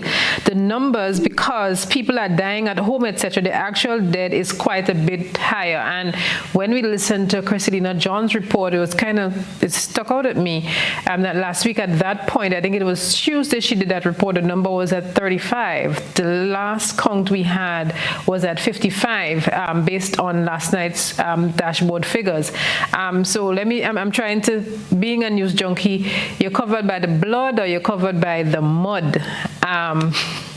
Mr. Williams, that's been attributed to you. It didn't come out of your mouth directly that way, but it's like, poetic. Mr. Williams, Mr. Watts, the W's, somebody's asking a question. Let's see. When a Muslim dies, it is said that one should be buried as quickly as possible. Did Mr. Williams or Mr. Watts ever deal with Muslim burials? If so, please explain. Mr. Watts, we're starting with you and then we go to Mr. Williams. Based on the Muslim faith, they do have the belief whereby once death occurs, that the body should return back to the ground as soon as possible. So yes, they will try to bury the loved one within even 24 hours, if time permits, once they can arrange to have it done at that time, or less than 72 hours. If they do not have to wait for any maybe extended relative that needs to attend the service, let's say like a firstborn, they have those beliefs also. I've dealt with Muslim funeral, not too often, because people tend to be attracted to their own faith. I'm of the Christian faith, so I mostly deal with more of Christianity. But I have encountered the Muslim, so they do get buried within 72 hours, and also unembalmed. Okay. Mr. Williams, you wanted to add something there? You were saying something, Mr. Williams? Yeah. Yes, the Muslims, I had one maybe last month. We do like Brother Watt says, very few, but I also do work for a Muslim funeral home, and the body has to be wrapped. They do the washing of the body and they wrap the body. In a case where it's a COVID case, they don't do that. They will just place them in the casket and do what is necessary, in a case like that. But they do not do the cremation. They do the same set of burial, bury facing the east, the head of the body facing the east, and so forth. But again, the Muslim faith, you respect that. The Jewish faith, similar, situation. Okay. Just to remind our viewers and listeners, somehow we seem to have had a challenge with the telephone line. I think it's rectified. The number you can call is 440-1252, 440-1252. As we continue our discussions this evening with funeral directors David Williams and Wayne Watts out of New York and Bishop Martin Scott. They're all Grenadians serving in the United States. And Mr. Watts, I have a question from somebody here. Let's see if I can find it. And it has nothing really to do with the program, but I'm asked all these kinds of questions. Somebody's asking, curiously, is Mr. Wayne Watts from Brazil? If so, was he a classmate of mine at the GBSS? I wonder if he remembers his classmates in forms 2S2, 3S2, and 4S2. I see the big smile, Mr. Watts. Mr. Watts, somebody's identifying you from Brazil, correct? Yes, I am from Brazil, and I'm proud to always explain to my fellow Grenadians, I'm one of the few Grenadians who are proud to say where I'm from. I'm not only from Brazil, I'm also from Concord. So I take on 2 different villages, 2 different parish. Was born in Brazil at the age of 5. I lived in Concord. I think I stayed there for about 9 years and then moved back to Brazil. So yes, Brazil is my birthplace. West Coast. But I also have that adhesiveness to my folks from Concord, and to be exact, Koto Meli. And Mr. Williams, you just want to help us identify roots since we're looking at where the nipple strings are buried? So Williams, your turn for ID. Oh, my turn. I'm from Happy Hill. Shenda, to be precise. Shenda, to be precise. And Bishop Scott? Yeah, when I went to school, they called me Simon. But I went. My brother Watson and I graduated from GBSS. He's a younger. He's a baby to me. And Bishop Scott, we are very close in relationship with parents and everything else. Family and everything else. And the bonds have continued in New York. Yes, his father was a mason. My dad was a carpenter. They worked together. So I watched them work together. Great. Bishop Martin Scott, we're doing the IDs before we go to the phone line. Yes, well, I'm really from Mardi Gras in David. But I Mardi Gras in David, yes. Okay, great. But I actually grew up in Carriacou. I migrated to Carriacou at the age of 10. And then after a couple of years, I came back to Grenada and then came to the United States. But I'm really from St. David, Mardi Gras, but I grew up in Carriacou. So most of the kayak will know me very, very well. My peers in school, they will know me by Pumpkin Tat. Okay, that was my nickname, Pumpkin Tat. All right. So everybody knows. That's a story I think I want to get investigated, Pumpkin Tat. But we have a caller who is being patient on the line, but we just wanted to interject some ID there as we had a viewer trying to identify one of our panelists this evening. And I want to go to Mr. Williams. Mr. Williams is advocating a 2-week shutdown of the country. You're not going to escape that. Let's take the call, and I'm coming to you on that. Caller, good evening. Okay, good afternoon. Good afternoon to everyone and everyone that is listening. Okay, I have a concern. One of the panelists was encouraging all Grenadians to take the vaccine. Okay? I have a neighbor and I have a cousin who was fully vaccinated. I'm talking about fully vaccinated. And today, they are dead. They are dead. And it's COVID, they say what killed them. So tell me now. So tell me now, Mr. Williams. What's going on? Oh, I'll take that. If it's me, I know Pastor also make reference to that, but I'll take that on. I have, again, no one said that vaccines were 100%. No one said that. Me taking it last year, December and January of this year, does not mean that I cannot carry it, but don't mean I may get it effective.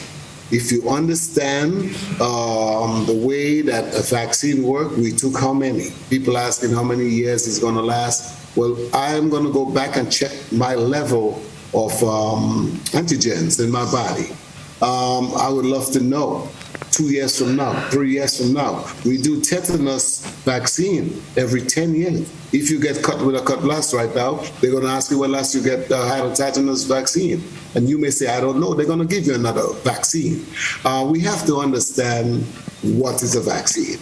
Whether you get it from mumps, whether you get it from measles, whether you get these type of vaccines.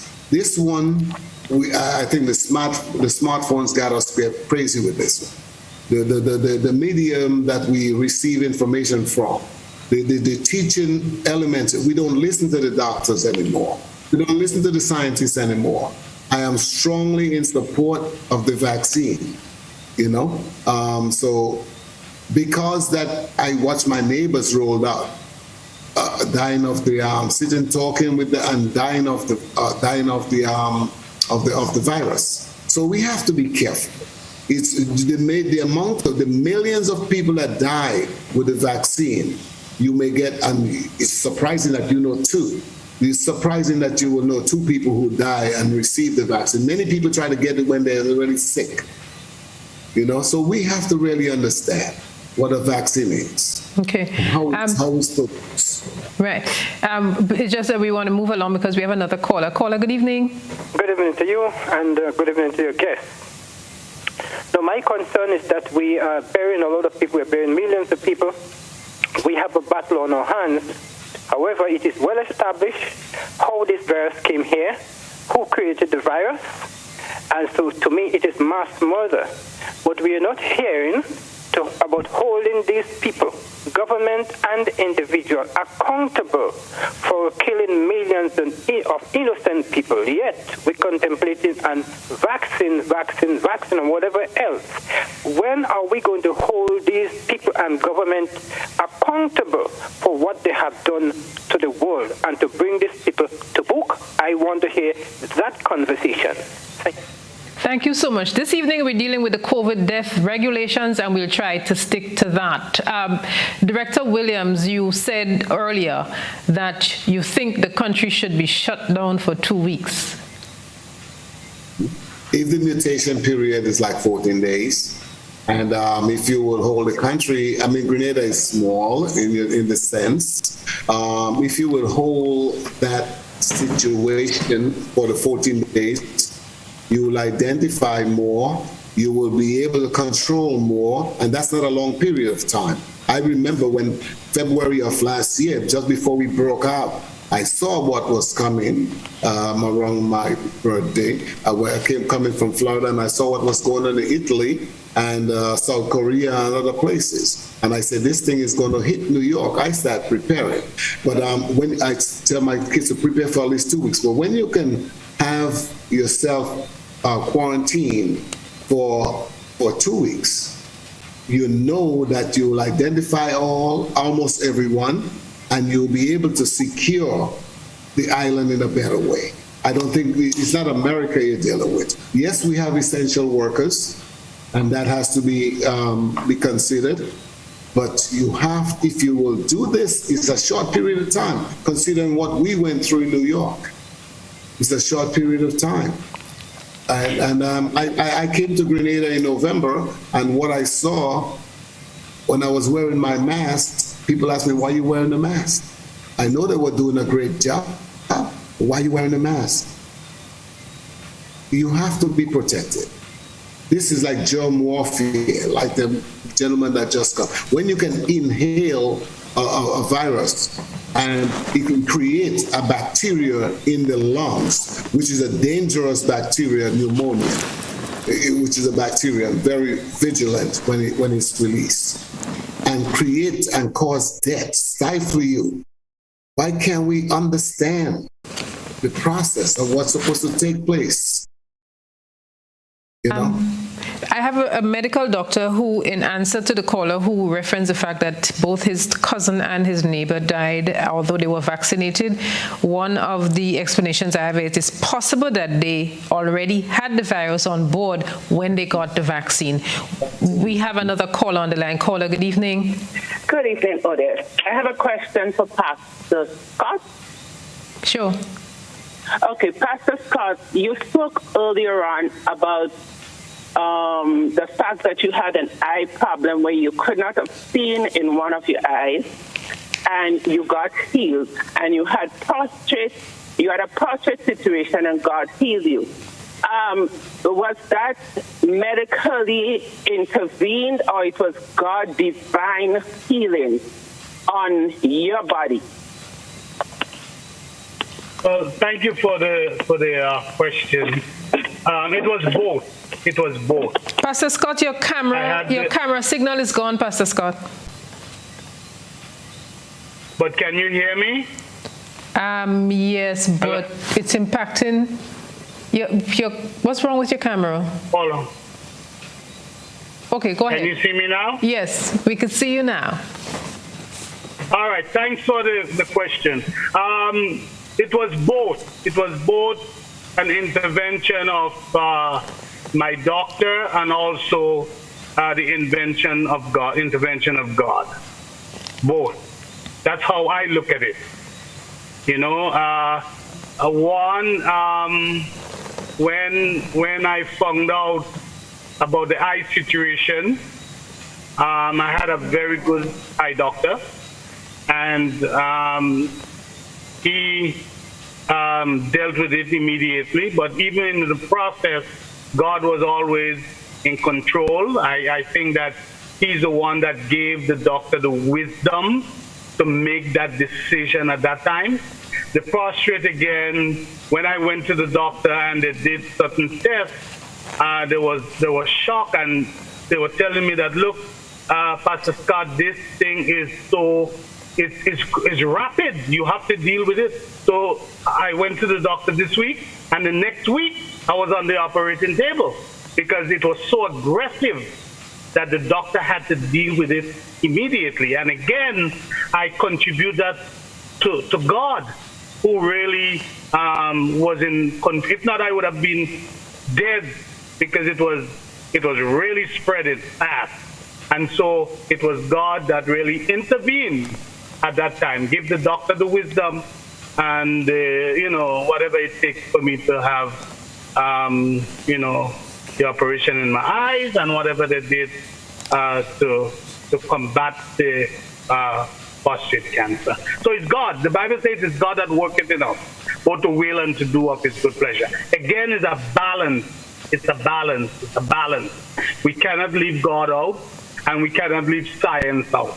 It's a balance, because we are not just spiritual beings. We are body, soul, and spirit. Okay, great. I have somebody who's saying that they're trying to call in and they're getting busy tone straight. So let's take the caller so we could probably free up the line so this person who's trying to call in will be able to call. Good evening. Hi, good evening, Odette. And good evening to the three panelists. A very, very, very informative program. There is a lot to learn from it. However, I have one little problem, and that problem exists with Mr. Williams. Based on his experience, he believes that the lockdown is a tremendous solution for the virus. My following the news says that the lockdown actually slows down the virus, but it doesn't stop it. And if you look at it, you keep people in their homes, and they will infect one another in their home anyhow. I looked at the Italian experience, and one of the things I noticed is that the Italians were living in an apartment, and each apartment was next to the next apartment. There was a time they went out on the verandas to clap the essential workers and perhaps that might have been a super spreader. So lockdown, yes, if we are going to ensure that while we're home, we're not contaminating each other, and if we are going to ensure that while we're home, we are slowing down the amount of persons out in the streets to help spread it, then yes. But still, it will only slow it down. It won't stop it. So we got to throw everything at that virus, every living thing that we have, right? We got to throw social distancing, we got to throw vaccination, we got to throw eating well, we got to throw exercising, all right? So there is no one thing that's going to put us out of the woods. Great program, wonderful ideas. I am glad that you're sharing your experiences with us, and I hope that we're going to learn from it. Thank you. Thank you so much, caller. Mr. Williams, you're on the firing line. Yes. Okay. You want me to respond? I had COVID in my home. I had it within the family. It was rampant in the family. Controlling the virus. If I was in the same house, I was sleeping in the den, one was sleeping in the bedroom, one was sleeping, I was wearing gloves, I was wearing masks, I was getting ready to travel to Grenada within a week and hoping that I didn't get it. And I never got it.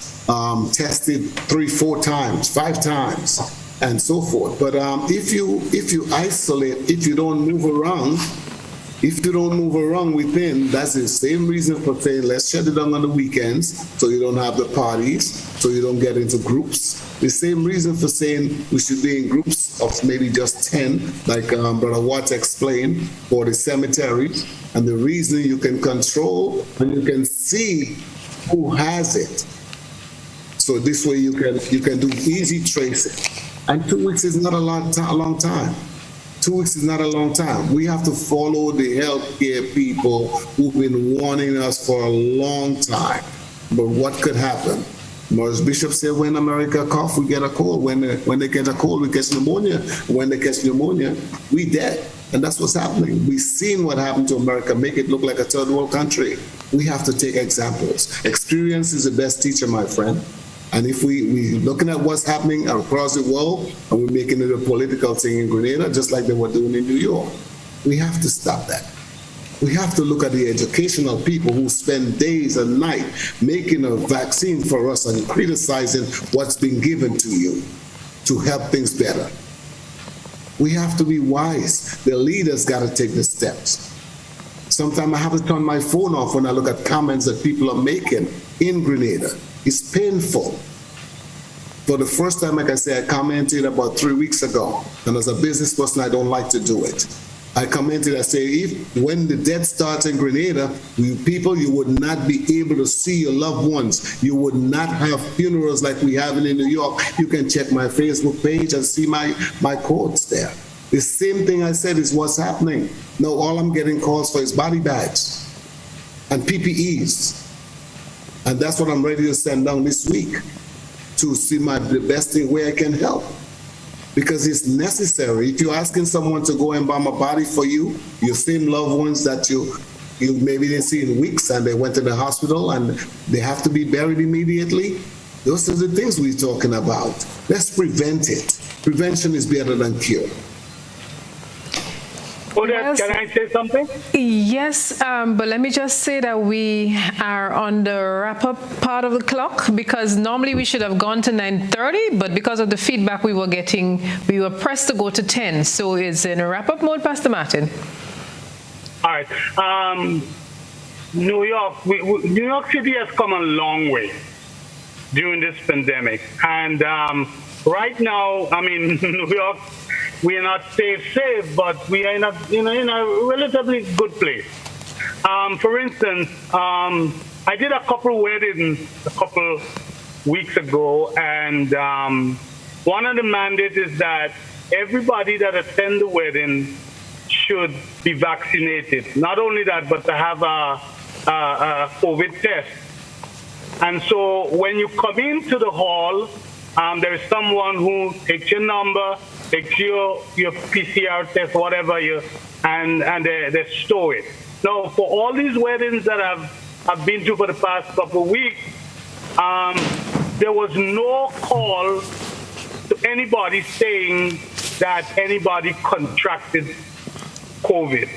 So it was safe because usually they have contact tracing. Not only that, but this Saturday, my wife and I, we went to a bar mitzvah. That's a Jewish tradition that when the son or the daughter turns 13, he becomes a man, and they have this big celebration. So we went. Again, the mandate was everyone should be vaccinated, and everybody should have a PCR test.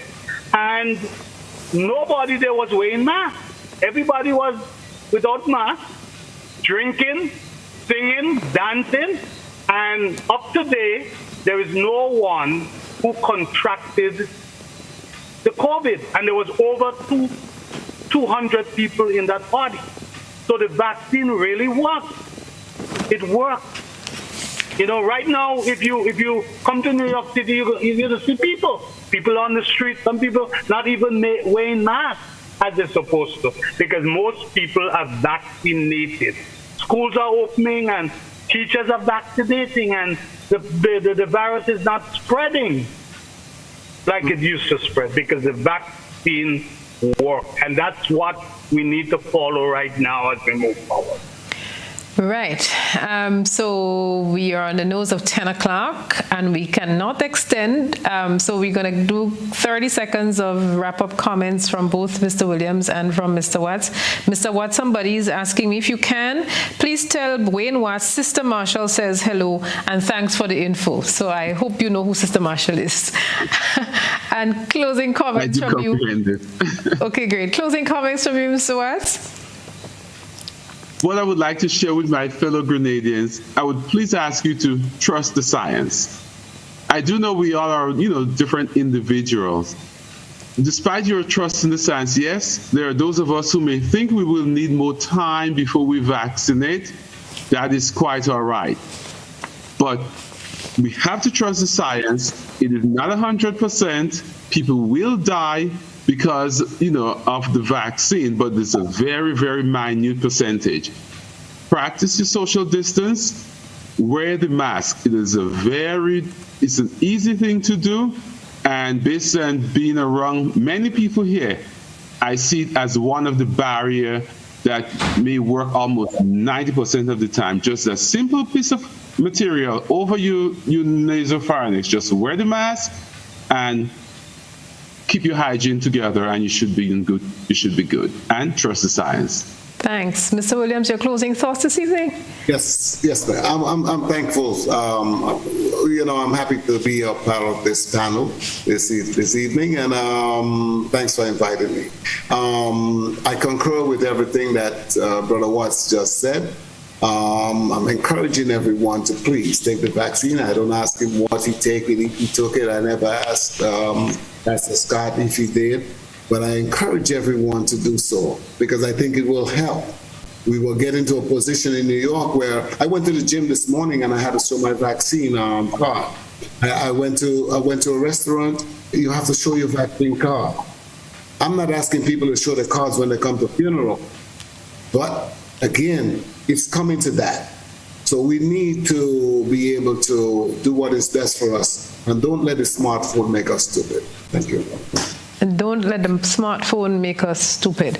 I want to thank Mr. David Williams and Mr. Wayne Watts, their funeral directors. They are from right here in Grenada, Shenda, Concord, Brizan, Cotomile, and from Carriacou and Mardi Gras in Saint David. We have Bishop Martin Scott, Pumpkin Tart, those of you in Carriacou, Pumpkin Tart. You hear how that name will get used, Pumpkin Tart. Odette, behave yourself. You said, you let it on. I respect the man of God. Let me just say respectfully, Bishop Martin Scott always, but now I know Pumpkin Tart. We'll find out about that. So let me just thank the entire production crew. Let me leave on this note. Some people have been trying to play the guessing games with me. There's no need to guess. Let me make it abundantly clear, Grenada, that I am fully vaccinated. I took my first dose in February, and whenever the scheduled date for the second dose was scheduled by the health authorities, I took my second dose of vaccine. Let me make it abundantly clear that I respect every person's opinion. I am not here to influence you, yea or nay. I respect your decision. It is my hope that every person would respect mine. But I just want to make it abundantly clear, Grenada, that I am fully vaccinated. It was a choice I made. It remains my personal choice and that of my family, and I leave you to make yours. My hope is that you'll protect yourself and protect others around you. May God bless you. Until next week. So long for now. Mr. Williams and Mr. Wells, it was a pleasure being on.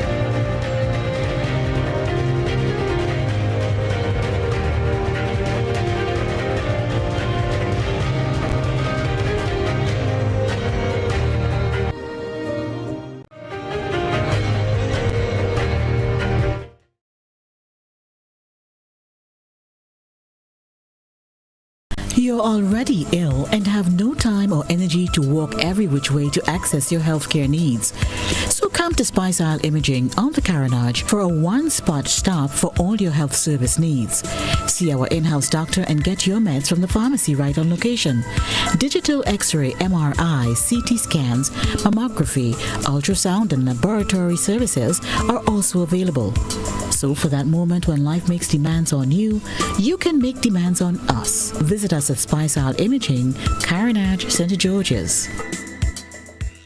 Total is one of the world's largest oil companies with a top quality line of lubricants. Total Lubricants has a full product line from passenger cars, motorcycle, heavy industrial equipment, mining, trucking, agriculture, and manufacturing machines and vehicles. Total Lubricants, winning championships in motorsports, including Formula One and World Rally Championships. Total Lubricants are available at all Rubis service stations, leading automotive shops, and distributed by Huggins.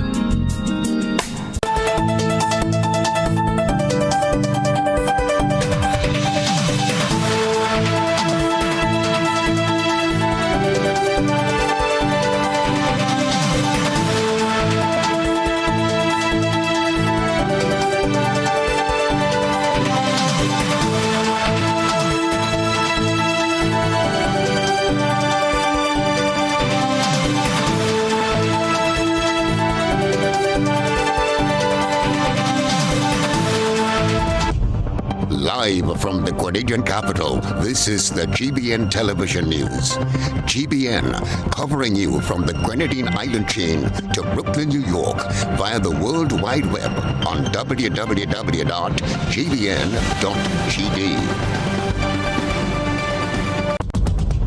The news headlines is brought to you compliments GUT Credit Union. Imagine having the home of your dreams. Imagine investing in that piece of property you can call your own. Imagine finally doing that home improvement project you've always been thinking about. It's time to stop imagining and start doing. Let the GUT Credit Union help you take the first step with fantastic rates, affordable repayments, and reduced legal fees. Make the move. Get better terms on your mortgage. Use your home equity to make those dreams a reality. Act now. There's really no place like home. GUT Credit Union. It's where you belong. Welcome to Network News. I'm Odette Campbell. In the headlines this evening, families being given 72 hours to bid farewell to relatives who die as a result of complications related to COVID-19. Government implements new requirements at Top Hill Home in Carriacou following COVID-19 related death. Mexico sends 5 specialists to Grenada to assist with the COVID-19 crisis.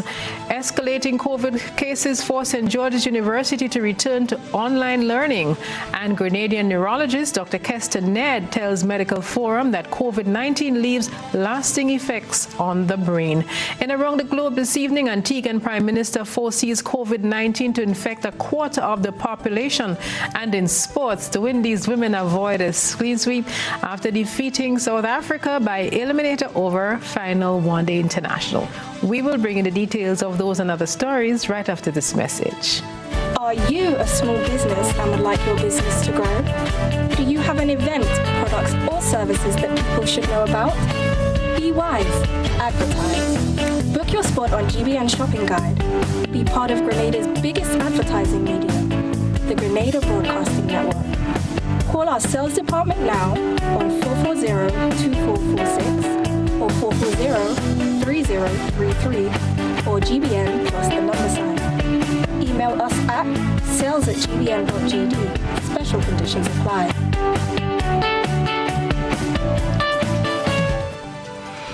And now for the news in detail. It's already a sad thing to say goodbye. The burden of death is made easier to bear when one gets some time to process the emotions associated with this sad reality. The ability to have relatives and friends join you in the period of mourning and saying farewell will also go a long way. However, at this pivotal time in history, some of those good graces won't be experienced. As mentioned in our headlines this evening, families will be given 72 hours to bid farewell to relatives who die as a result of complications related to COVID-19. The announcement was made today during a news briefing. We get details from Janelle McDonald. Acting Director of Medical Services, Dr. Taisha Donald, presenting a joint statement from funeral homes, churches and government, highlighted decisions reached at a meeting last Thursday. The following decisions were made, and those that are not already in practice will come into effect from Wednesday, 22nd September 2021. The first decision: all burials from deaths due to COVID-19 will be done within 72 hours from the time of the certification of the death. 2. Persons dying from the COVID-19 infection will not be embalmed. 3. Up to 2 persons would be allowed to view the body at the funeral home for identification purposes only. After the body is identified, the coffin or casket will be permanently sealed. Dr. Donald outlined the options available for families and religious groupings. 4. Graves will be dug to a depth no fewer than 6 feet. 5. Families have the option to cremate or to bury. 6. Accommodations will be made for religious bodies requiring special rites in the preparation of their bodies for burial. 7. Funerals will remain between the hours of 9 to 12 a.m. However, when there are more bodies to be buried in a given day that can be realistically done within these hours, funeral directors may seek special dispensation from the Royal Grenada Police Force to extend the time to no later than 2 p.m. And finally, funerals will take place only at the cemetery. Clinton Bailey represented the funeral homes at today's briefing session. He says both Bailey's and Lacroix Funeral Homes have secured a refrigerated container just so that they are prepared for any eventualities. He stated that Wayne's Funeral Home in St. Andrew has also enhanced its capacity. Bailey told journalists that the funeral agents remain committed to ensuring that families are afforded due dignity and respect even through this very trying time. The COVID deaths at home, when one is at home fast, we would have the doctor is being called, the district medical officer is being called. He is going out there, have a look